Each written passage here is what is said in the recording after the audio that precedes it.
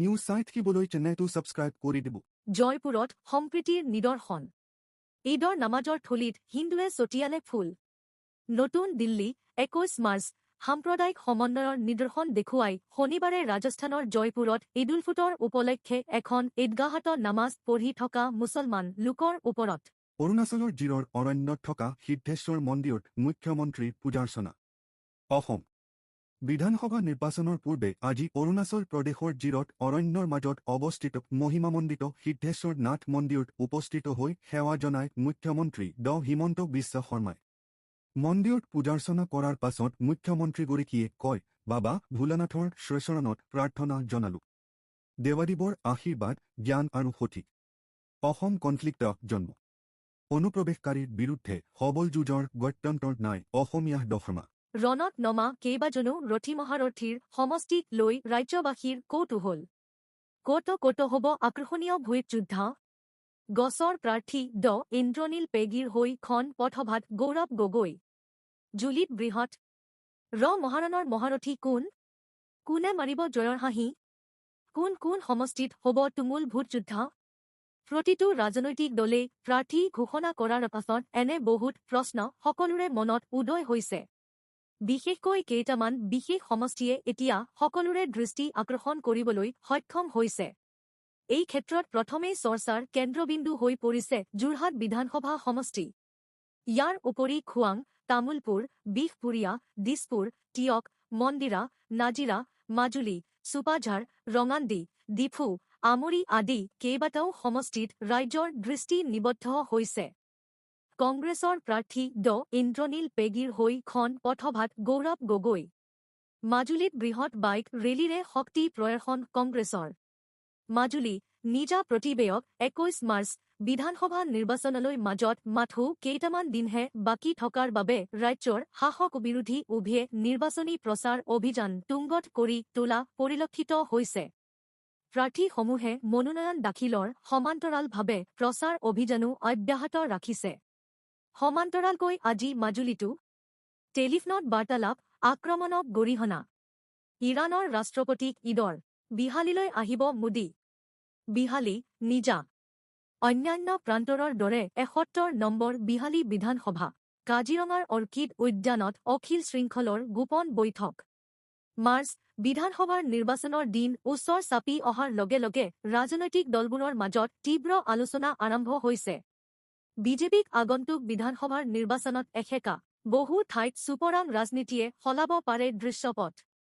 প্ৰাৰ্থত্ব নোপোৱাক লৈ শাসক বিৰোধীত ক্ষোভৰ জুই। মুখ্যমন্ত্ৰী দলীয় নেতৃত্বৰ তৎপৰতাত অসন্তুষ্টি পৰিহাৰ বেছি সংখ্যক বিজেপিৰ টিকট প্ৰত্যাশীৰ জয়ন্ত দাসৰ পদত্যাগ, নিৰ্দলীয় হৈ নিৰ্বাচনত যুঁজাৰ সিদ্ধান্ত কেইবা ঠাইতো ক্ষুব্ধ কংগ্ৰেছীয়ে লণ্ডভণ্ড কৰিলে দলীয় কাৰ্যালয় ডুমডুমাৰ। দিলীপ মৰাণ, মৰিয়নিৰ পৰেশ কলিতাকে ধৰি বহু জ্যেষ্ঠ নেতাৰ কংগ্ৰেছ ত্যাগ। ৰমেন্দ্ৰ নাৰায়ণ কলিতাৰ ঘৰত মুখ্যমন্ত্ৰী।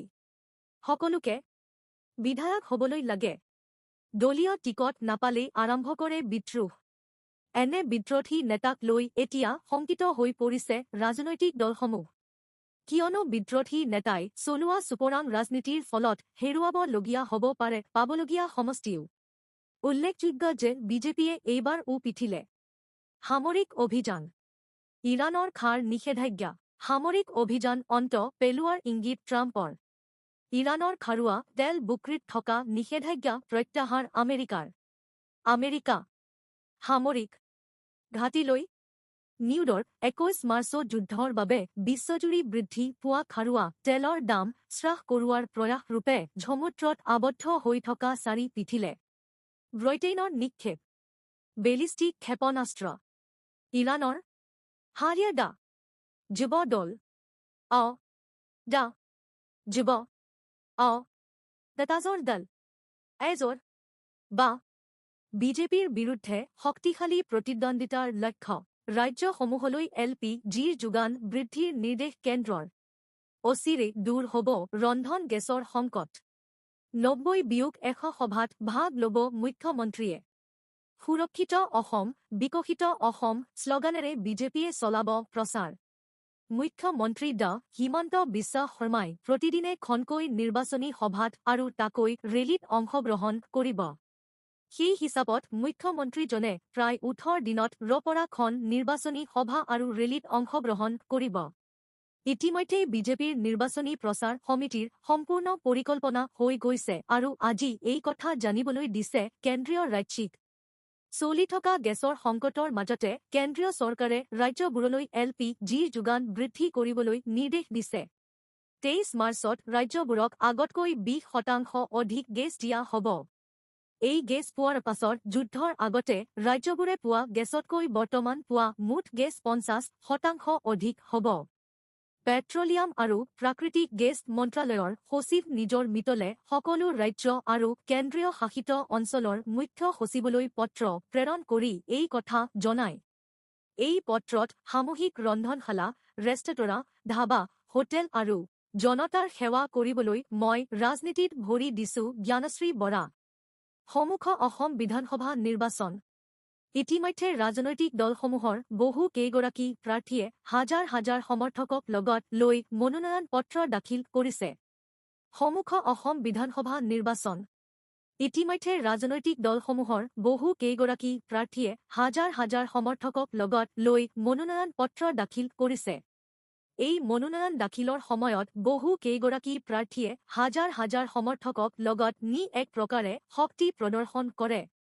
ইফালে মৰিয়নি বিধানসভা সমষ্টিত শুকুৰবাৰে ৰাইজৰ দলৰ প্ৰাৰ্থী জ্ঞানশ্ৰী বৰাই দাখিল কৰে মনোনয়ন পত্ৰ। প্ৰাৰ্থীগৰাকীৰ মনোনয়ন দাখিলৰ সময়ত বিশাল ৰেলী পৰিলক্ষিত হয়।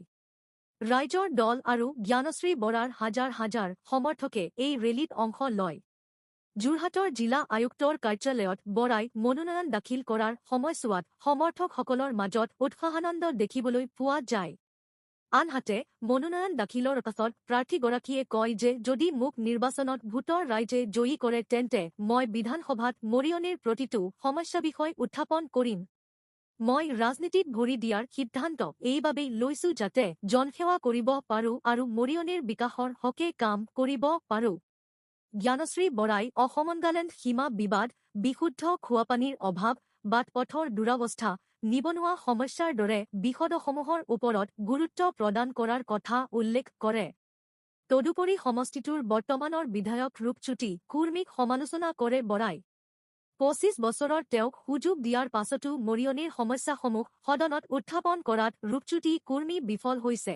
চৰাইদেউত চকু চিকিৎসা শিবিৰ। চৰাইদেউ গাঁও পঞ্চায়তৰ প্ৰেক্ষাগৃহত দেওবাৰে লাকুৱা বৃষ্টি NGOৰ উদ্যোগত BCPLৰ সহযোগত ডিব্ৰুগড় চিকিৎসা মহাবিদ্যালয় চুক বিশেষজ্ঞ দলৰ দ্বাৰা এক বিনামূলীয়া চকু পৰীক্ষা শিবিৰ অনুষ্ঠিত হয়। চৰাইদেউ গাঁও পঞ্চায়তৰ প্ৰেক্ষাগৃহত দেওবাৰে লাকুৱা বৃষ্টি NGOৰ উদ্যোগত BCPLৰ সহযোগত ডিব্ৰুগড় চিকিৎসা মহাবিদ্যালয় চুক বিশেষজ্ঞ দলৰ দ্বাৰা এক বিনামূলীয়া চকু পৰীক্ষা শিবিৰ অনুষ্ঠিত হয়।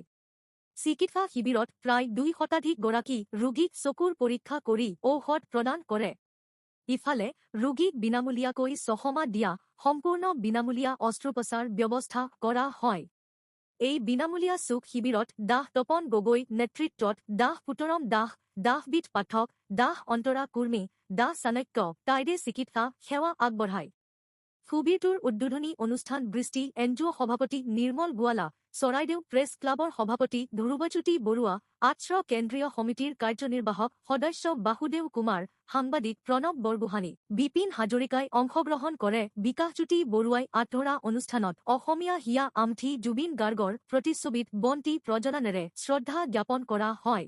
নিউজ চাই ভাল পাইছে যদি আৰু আগলৈ আনে ধৰণৰ নিউজ চাইট কি বুলি চেনেলটো ছাবস্ক্ৰাইব কৰি দিব।